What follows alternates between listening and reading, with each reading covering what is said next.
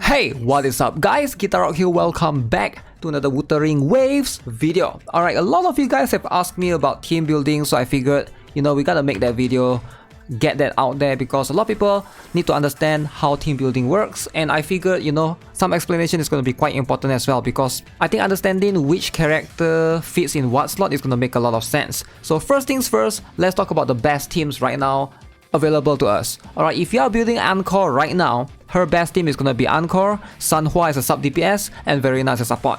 Now if you are building GN, alright, GN's best team is going to be Mortophy and Verena. And if you are going to build Dungeon or Havoc Rover, now this is going to be the best team. And if you are going to build Kalkero, for the time being, Kalkero, Sanhua, Verena is the best team available to you in global server. Now, for Kalkero, it's a bit different. Once Yinlin comes, Yinlin is going to replace Sanhua altogether. Alright, so with that being said, we're going to talk about why each of these are going to be the best team for each of these characters, and then hopefully give you guys an explanation as well as to how you want to best build them. Now, to understand the concept of building a team, you need to understand, first up, the roles of each character. Alright, you're gonna have a main DPS. Now in most cases, the main DPS is gonna have the most uptime in the field. Alright, they are going to be constantly the one that does the most damage, and then you have a sub DPS. They are there to support the main DPS, or they are there to do a little bit extra damage, and then you have a support. Alright, completely to heal, to buff, to boost the team, or to give shield. Alright, some characters excel there. Now if you look at Prequen's tier list, the main DPS, it has its own category, and then we have the hybrid right here. Alright, and then we have the support. Alright, support is pretty much going to be either Verena or Baizi. And we're going to talk about why these two are going to be the best support in most cases, right? So now here's the thing. Now like I mentioned, main DPS are going to be the one doing the most damage. So Encore is one of the best one. Of course, GN is also very, very strong. And then we have Dungeon and of course Kalkero. Alright, so for the time being, these are the... and of course Ling Yang, right? I forgot to mention that. Obviously, this is going to be one of the few options that you have. Now let's look at Verena and Baizi as a support and as a healer. Why is Verena the best character in the game? So what can she do actually? So Verena is a healer mostly, but what makes her excellent at support, excellent at boosting the team overall, is because of her outro skill. Now this is going to be something that's very, very important. For most other characters that's not the main DPS, their outro skill is going to be the most important. Not their basic attack, not their resonance skill. I mean, these are all cool and all, right? This is going to do a little bit of stuffs here and there, some damage here, but she's not the one that you use most of the time on the field. You're going to be using your main DPS. So that's where this particular skill comes in, which is the outro skill. So let's observe Verena's outro skill. You can see Verena heals the next character or other characters or nearby team that activates an outro skill by 19% of her attack per second for 6 seconds. So she scales off attack in terms of her healing. Now this is where it gets interesting. All characters on nearby teams is going to gain 15% all type damage deepen for 30 seconds. So that means she's going to improve 15% all type damage. So that includes like every single element and stuff. This is what makes her really, really strong.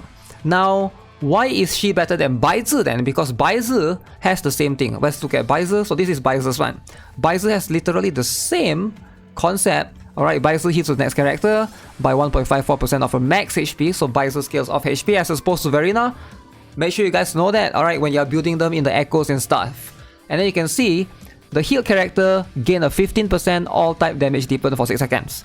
Now, the difference is in the time. Alright, Baizi 15% buff only lasts for 6 seconds. Whereas Verena, you can see this buff lasts for 30 seconds. That's a night and day difference. Alright, you can basically tell, just go into the battle right now. You use your skill, you use the resonance skill, and then you use your echo, and then you start using your ultimate. 6 seconds is already up. Your ultimate is still running right there, alright? So you basically, you are not able to benefit from your full ultimate if you're like a GN or if you're like a Kalkero, because it lasts for quite a while. 6 seconds is not enough, which is why Verena's 30 seconds makes a lot of sense. So you don't want to swap back to Baizi halfway, right, while you're on your ultimate for your main DPS. Verena is just a superior support by all means. Obviously, if you are using Baizi, she's going to be on the second team. So Verena definitely is going to... This is what makes her really, really strong. Alongside with her heal, and of course alongside with... she also has an ability right here. This particular node right here, you can see the star flower blooms, where she will be able to boost your attack by for all party members even further. 20% for 20 seconds. Alright, this is going to be crazy. Alright, and then you go on even further later on. Verena protects a party member from fatal damage. That means you can protect one character from dying and grants a shield with strength equal to 120% of Verena's attack. And then this can be triggered once every 10 minutes. That's crazy. Alright, Verena is actually really strong because of all of these combined. And it makes her one of the best support in every single team. Which is why the best team right now, always you will have Verena. Alright, if you don't have Verena, obviously Baizu is going to be the next best character. Now let's talk about the sub DPS then. Who is going to be the best sub DPS right now? So the sub best DPS right now is either Sanhua or Mortefi. Alright, Sanhua or Mortefi. Now I will leave Sanhua is the better one because she is way more flexible. Now sub DPS, their role is to swap in, do a little bit of damage, alright, but they're not going to take the most field time, alright. Your main DPS is still going to be the one that's going to be there constantly. Now let's talk about Sanhua versus Mortefi. Now between these two characters, who is going to be better, right?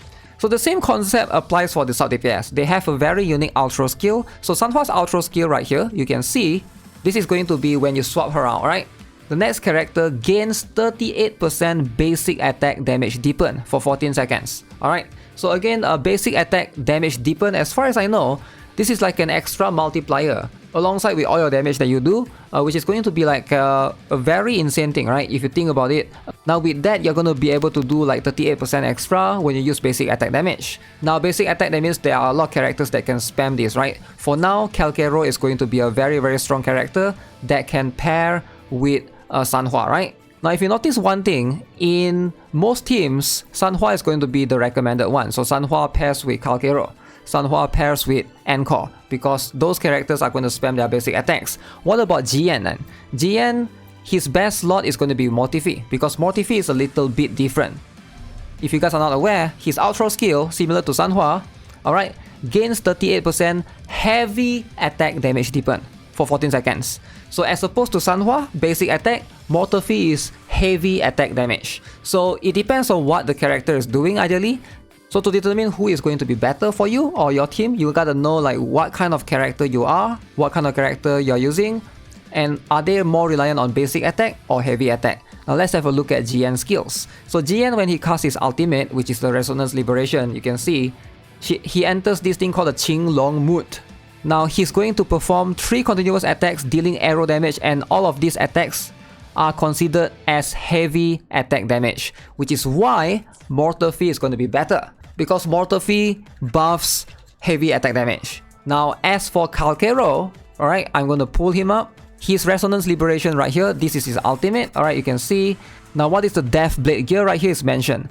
Basic attack is replaced with basic attack Hound's Roar, alright. So basically, all of his skill while he's in this stat is considered pretty much basic attack, which is why Sanhua is going to be better with Calquero. So you don't really use Mortefi with Calquero. I guess you can, but you don't really get that benefit when you use that ultimate, right? So that's pretty much the determining factor between Mortefi and Sanhua. Who is going to be better is either, it depends on the main DPS, are they dependent on heavy attack or are they dependent on like the basic attack? Now as for Dungeon and Rover, this is very interesting, right? So again, Dungeon has one very unique skill, even though she's a main DPS and she's considered one, but she also has a sub DPS skill where basically when you swap her out, let me show you guys her outro skill right here. You can see the next character, after you use your outro skill, gains 23% Havoc damage deepen for 14 seconds. So that means she's indirectly buffing another Havoc damage dealer, which is the Havoc MC. Now the Havoc Rover, if you build her, she's gonna pair really well with Dungeon. Now let's talk about echoes then. How should you build your characters ideally for each individual one of them, right? So if you go to the echoes, right? So for now, you can see this costing, 12 cost is the maximum that you can put your echoes. So there is 3 types of echoes. The 4 cost echoes, the 3 cost echoes, or the 1 cost echoes. There's no 2 cost echoes. So the best way for you to build your DPS characters ideally is go with 4 plus 3 plus 3 plus 1 plus 1. Alright, so something like this is going to make the most sense. Alright, 4, 3, 3, 1, 1. So ideally this is just the one that is going to give you the best return ideally. Now the 4 cost echoes are usually the bosses. Alright, these are going to be the bosses that you obtain in the map. So each character, you want to try to see if you can get the set that you want, right? So for example, for Encore, it's going to be this particular boss, the Inferno Rider, because it's going to be fire type, right? So ideally you want to have 5 pieces for their element. Alright, it depends on what element they are, but it's going to be pretty straightforward. So you can see for the fire type, you want to go for this particular one, fusion damage plus, and then, you know, get the 5 piece. So that means if you are going for the 5 piece, this is going to be the combination ideally that you want. Now you can also go for 2 piece fire and then 2 piece attack percent. That's going to be probably slightly easier, but it's not going to be as good as just going full on this particular banner. Now for the 4 cost echo, the best one that you want to obtain is going to be either crit rate or crit damage. Now why crit rate or crit damage? So basically those two are going to be the best one for the main stat, alright? And then the substat is going to be a little bit harder depending, right? You can't really choose the substats, but the main stat you want crit rate or crit damage. Now because the 3 cost echoes are the only one that you can get the elemental damage bonus. Now this is where farming echoes is going to be extremely tricky, and it's going to be so grindy. Now only the 3 cost echoes you can obtain elemental damage bonus. So the 4 cost echoes you cannot obtain the elemental damage bonus. So the 3 cost echoes are going to be the elite type echoes that you can farm across the map, you can find in the map. So for example, this one you want fusion damage bonus with the fusion damage set. And this is where it gets super frustrating because you're definitely going to have a lot of echoes, like a lot, that is not going to belong to that particular set. For example, you can see this one is arrow damage bonus, but the set is glacial damage bonus, which doesn't make sense. You want to have the same damage bonus so that you can use the full set, right?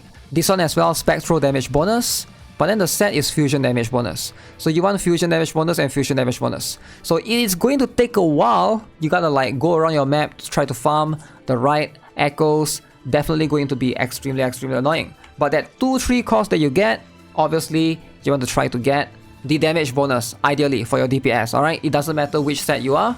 And then the last one, the 1 cost, the main stat you can only get either is attack percent or defense percent. I don't think I've seen anything else. There are some occasions that you can see energy regen, but in most occasions, I don't think you want to use energy regen on your main DPS because you want to try to obtain it from the substat instead. That's the general gist of it for the time being. Now when it comes to your sub DPS or your support, that's where you can try to swap around the sets a little bit. You can sort of use a different one, alright? You don't have to use this 5 piece. You can go with the energy regen because that's going to allow you to spam your skills more often with the combination of the attack percent or the combination of the elemental damage bonus. Now as for Verena or Baizu, so you want to go for healing bonus because they are the healers ideally in your party, alright? But that's something that you want to farm last, alright? Because they are not the main DPS, they're just purely support. So yeah, plenty of things for you guys to absorb. Hopefully this pretty much explains everything in terms of team building, how you want to approach building a team for now, and hopefully this can help some of you guys out there who are newer to the game. So with that being said, that's gonna be it for this particular video. I hope you guys enjoyed it. I'm going to try to see if I can make an Encore guide next or a specific character guide, because right now I'm actually working on Encore first, so hopefully making a guide for that makes more sense. Alright, so with that being said, that's gonna be it. Subscribe, give this video a like. See you guys in the next one. Have a nice day. Goodbye.